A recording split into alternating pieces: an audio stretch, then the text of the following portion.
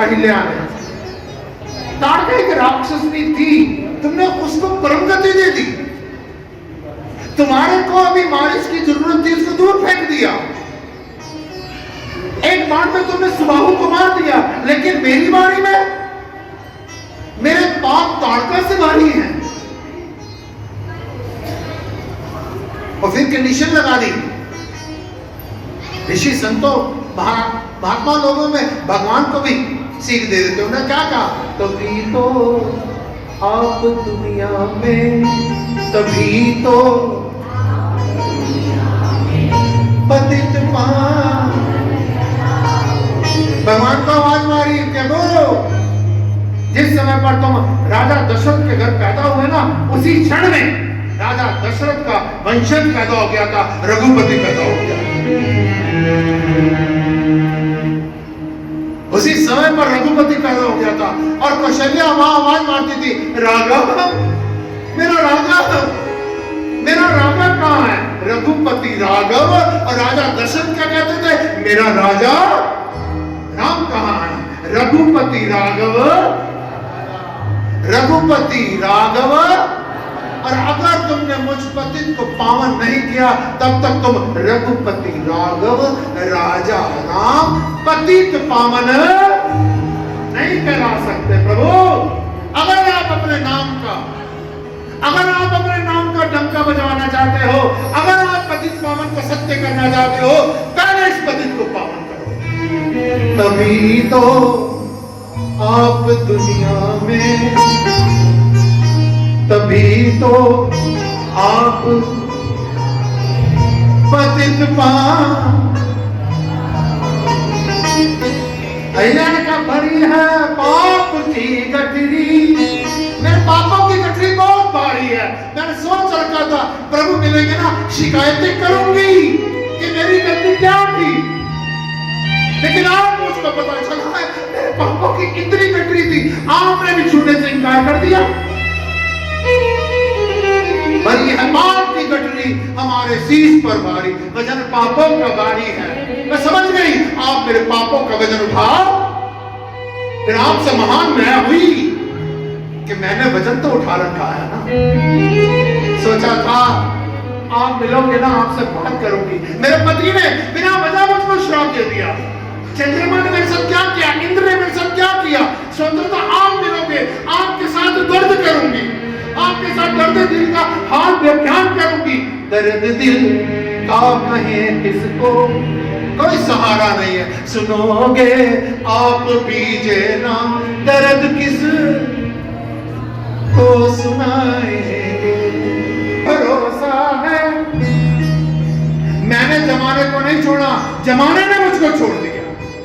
जमाना छोड़ बैठा है, तुम्हारा ही भरोसा। जब सारे संत और सहारे सब छूट गए ना, सब कहते हैं जिसका कोई सहारा नहीं है उसका परमात्मा होता है। मैं प्रतीक्षा कर रही थी और आपने ये भी भरोसा तोड़ दिया। उसी समय ना भगवान श्री रामचंद्र जी ने अहिल्या को छुआ नहीं, एक पान चली, भगवान श्री रामचंद्र जी के चरणों को स्पर्श किया। उनके अहिल्या के रूप में सामने आ गई, भगवान के चरणों पर नतमस्तक हो गई। कहते प्रभु, आज मुझे पता चला है मेरी ये गलती थी। आज तक मुझको ये था कि मेरी कोई गलती नहीं थी, लेकिन आज मुझको महसूस हुआ एक गलती मेरी थी। भगवान श्री रामचंद्र चुपचाप देख रहे हैं, क्या गलती थी, क्या गलती थी, क्या गलती। कहते प्रभु, अहिल्या ने कहा मैंने गलती की थी अपने पति के साथ। भगवान चुपचाप खड़े हैं, मैंने क्या गलती की थी। कहता प्रभु, जिस समय मेरे पति ने मुझको वरदान दिया था, प्लीज, आज शब्द बदल गए। ये भगवान की कृपा होती है। मैं कल कह रहा था, बिन सत्संग विवेक न होई, राम कृपा बिना सिर्फ न सोई। अस विवेक जब नहीं मिलता तब कल जी दोष थोड़ी बन रहा था। आज भी बुराइयां छोड़ देता है, अच्छाई को ग्रहण करता है। कल तक कह रही थी मेरे पति ने मुझको श्राप दिया, आज अहिल्या क्या कहती है? अहिल्या कहती है मेरे पति ने मुझको वरदान दिया था। किसी ने कहा अहिल्या, तेरे पति ने तेरे को वरदान नहीं श्राप दिया था। कहती है नहीं, यही तो मेरी गलती थी, मैं समझ रही थी श्राप दिया है। मेरे पति ने मुझको श्राप नहीं दिया, और मेरी गलती थी। मेरे पति ने जब कहा था ना कि त्रेता में भगवान का अवतार होगा तब तेरा कल्याण करेंगे, मैंने उस समय युगों का परिवर्तन करवा दिया था। अगर मैंने युगों का परिवर्तन नहीं करवा दिया होता, प्रभु एक युग नहीं मैं दो युग तक ना तुम्हारी बाट निहारती। आज से तो इंतजार मेरा खत्म हो गया। अब तो मेरे को पता है मेरे प्रभु मेरे से मिल गए। अगर आप एक युग और मैं ऐसी प्रतीक्षा करती रहती, मेरा ध्यान आपके चरणों में बना रहता। भगवान श्री रामचंद्र ने उसको उसके पति के लोक में भेजा संकुचाते हुए। परमात्मा साक्षात उसने विचार किया, मेरे चरणों ने स्पर्श किया, मेरे चरणों की रज ने स्पर्श किया है। अहिल्या को, ऋषि पत्नी को, आगे गंगा आई, गंगा में जाकर स्नान किया। राम सिया राम जय जय राम।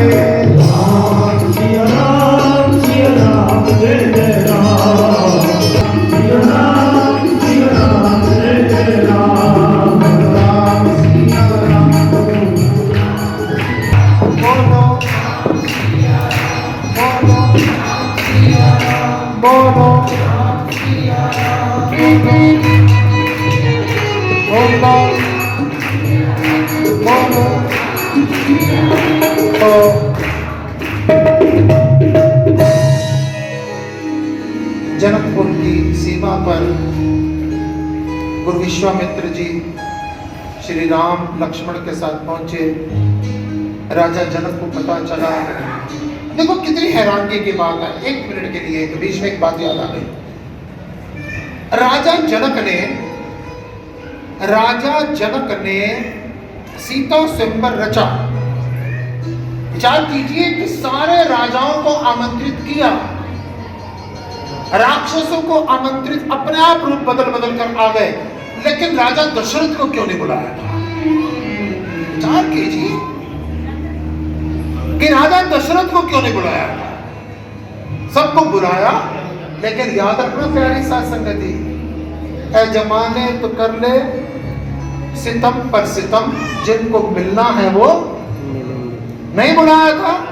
राजा दशरथ को नहीं बुलाया था, लेकिन भगवान श्री रामचंद्र पहुंच गए थे, धनुष युद्ध में पहुंच गए। एक छोटा सा बीच में एक कथा आती है, प्रसंग आता है, एक रामायण में है कि हुआ क्या था। एक बार राजा जनक अखेल खेलते खेलते अवध की सीमा में पहुंच गए और उनसे एक तीर चला, एक बाण चला और एक गाय मर गई। राजा जनक कंपायमान हो गए कि गाय मर गई। लोगों ने कहा अवध की सीमा में आपसे गाय मरी है, अगर राजा दशरथ को बुला लिया जाए ना, उनके शुभ संकल्प किए जाए, शुभ कर्मों का संकल्प किया जाए, तो गाय वापस जिंदा हो जाएगी, आप गौ हत्या के पाप से मुक्त हो जाएंगे।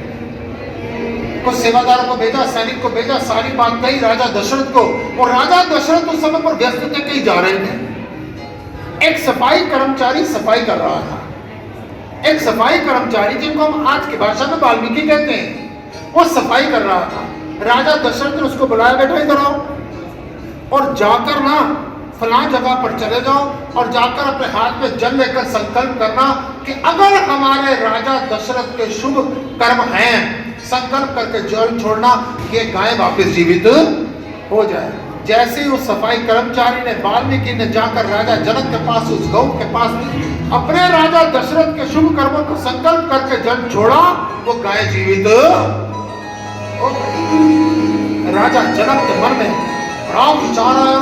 आज राजा जनक ने विचार किया कि अगर अपनी पुत्री के स्वयंवर में मैंने राजा दशरथ को बुलाया और वो व्यस्त हुए, उन्होंने अपने यहाँ का एक नुमाइंदा भी भेज दिया ना, उनके शुभ कर्मों का संकल्प करके वो भी धनुष को, और मेरी बेटी एक सफाई कर्मचारी को ब्याह दी जाएगी। इसलिए नहीं बुलाया था, लेकिन जिसने पहुंचना था वो गुरु विश्वामित्र जी के साथ पहुंच गए।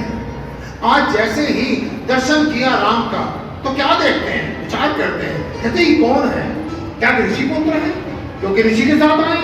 क्या ये राजपुत्र है क्योंकि इनकी जो व्यक्तित्व है, इनका जो शरीर है, इनका जो सौंदर्य है, ये किसी क्षत्रिय या ये साक्षात भगवान है? उसी समय गुरु विश्वामित्र जी ने बताया ये कौन है, ताकि बार बार मेरा ध्यान आज ब्रह्म में नहीं इनमें लग रहा है। सबको लेकर गए, महल में सबको स्थान दिया। भगवान श्री रामचंद्र अगले दिन गुरु महाराज के लिए पुष्प लेने के लिए पुष्प वाटिका में गए। उधर माता सुनैना ने सीता जी से कहा कि जा बेटा गिरिजा का मां पार्वती का पूजन कर दिया, कल तेरा विवाह है, तेरा स्वयंवर है। जब वहां पर पहुंची, देखिए एक बड़ी शॉर्ट में बात बताता हूं। सीता जी अपनी सखियों के साथ मंदिर में पहुंची। एक सखी बिछुड़ करना, एक सखी बिछुड़ कर वो चली गई अलग से। उसी में भगवान श्री रामचंद्र थे। जैसी सखी ने उसको देखा, भगवान श्री रामचंद्र के दर्शन किए, वो भागती हुई बावली सी होकर सीता जी के पास आई और आकर देखा बिल्कुल बावली हो रही है, पागल हो रही है, दीवानी हो रही है। जो परमात्मा का दर्शन कर लेते हैं ना, वो बावले हो जाते हैं, वो पागल हो जाते हैं। और आकर उसने सखियों ने पूछा, सीता ने पूछा तेरे को क्या हो गया? सीता ने क्या, वो सखी ने क्या किया?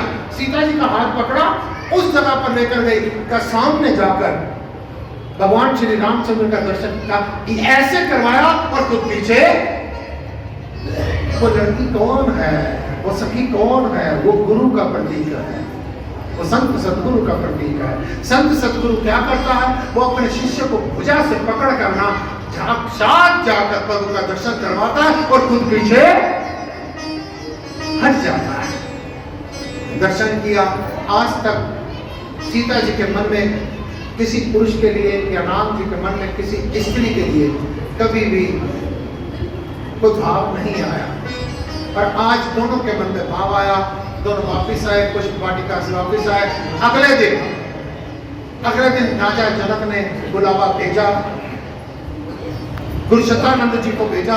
गुरु शतानंद जी जिस समय गुरु विश्वामित्र जी राम और लक्ष्मण को लेके चले, तो उस समय गुरु विश्वामित्र ने जान के कहा, देखो आज किस पर कृपा होती है। आज तो बड़े राजा महाराजा एकत्र हुए होंगे, देखो किस पर कृपा होती है।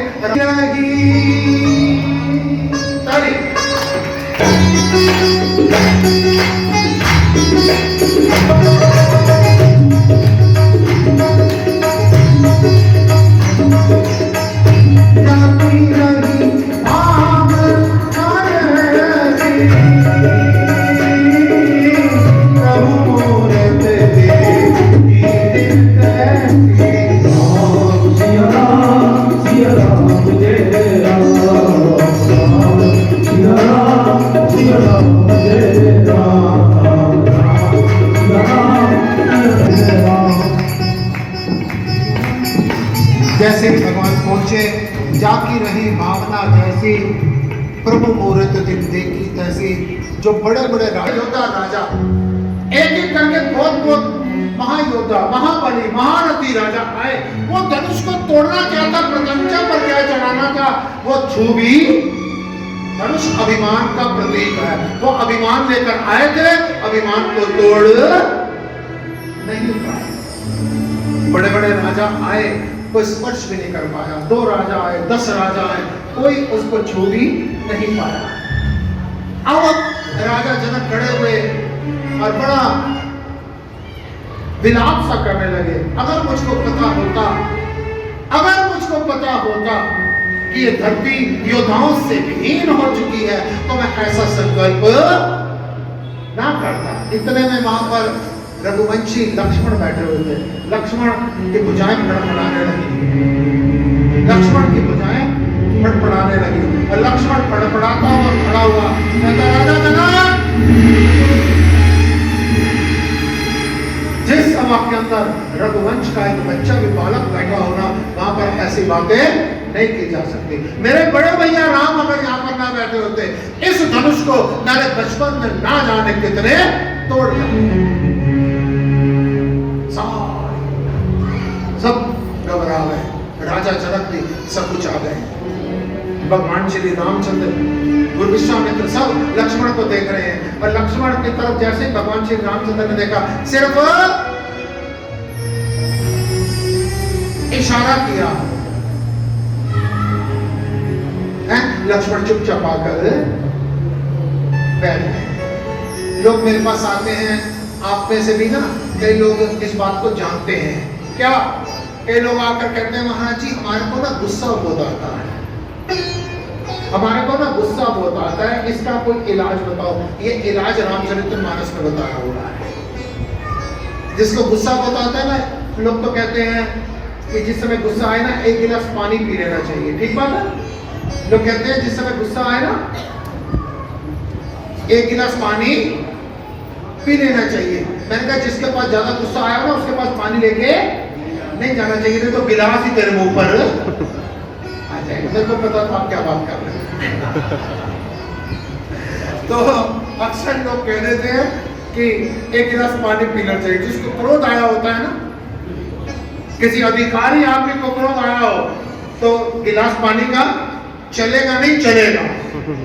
तो वो सारी बेकार की बातें हैं, ये नोट कर लीजिए आप। जिसको गुस्सा ज्यादा आता है, ये रामचरितमानस में जिस आदमी को गुस्सा ज्यादा आता हो उसको कम से कम अपने ऊपर एक बड़े की शर्म जरूर होनी चाहिए। कि जिस समय पर मेरे को एक बच्चा याद आता है, कि लड़का बड़ा अधिकारी लड़का है, बड़ा क्रोधी है। मेरे को एक दिन कहता है, स्वामी जी कभी भी मैं गुस्सा करूं ना मेरे कान पर थप्पड़ मार दो। अबे बैठकर तू सुनता कहां समय? नहीं, मेरे को याद करवा देना, आप मेरे कान पर थप्पड़ लगा। जिस जनक परिताप, जनक के प्रताप को आप 2 मिनट और बैठो सारे के सारे। ये लक्ष्मण अब ये धनुष की तरफ बढ़े। सीता जी सोच रही है कि क्या कर रहे हैं। जिस समय खेती सारी सूख जाए, जिस समय खेती सारी सूख जाए, उस समय पर बारिश होने का क्या फायदा। भगवान श्री रामचंद्र जैसे ही झुके, लक्ष्मण जी क्या है? लक्ष्मण जी शेष अवतार है, यानी धरती की सारी जिम्मेदारी उन पर है। जैसे लक्ष्मण जी ने देखा कि भगवान झुक रहे हैं, उन्होंने आवाज मारी, हे दिग्गजो, हे कच्छप, हे बारा, हे शेष, हे पृथ्वी को संभाल कर रखना। भगवान श्री रामचंद्र ये धरती, ये धनुष को काट जा रहे हैं। तब और किस समय पर झुके और किस समय पर धनुष उठाया और तोड़ दिया।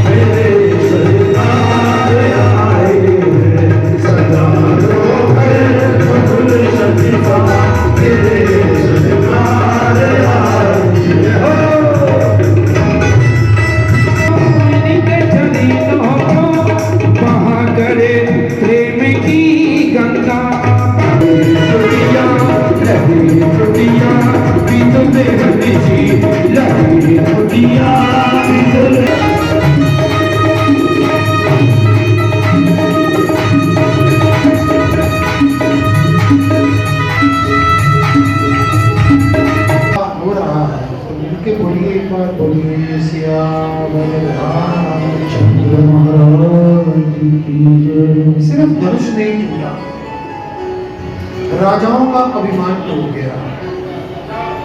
राजा जनक की जो चिंता थी वो समाप्त हो गई। सीता जी का एक सब्र बना हुआ था, सब्र का बांध टूट गया। लोगों को चिंता बनी हुई थी, लोगों की चिंता समाप्त हो गई। ये सब कुछ समाप्त हुआ, वरमाला करने लगे। परशुराम जी आ गए, लेकिन एक लाइन में कहूंगा, जिंदगी में शस्त्रों से जो ना मारा जाए ना, उसको केवल प्रेम से, शस्त्र का और प्रेम का, शस्त्र का वार वो कभी घाव भर सकता है, लेकिन क्रोध के गए हुए जो भाव होते हैं ना, वो कभी घाव नहीं बढ़ते।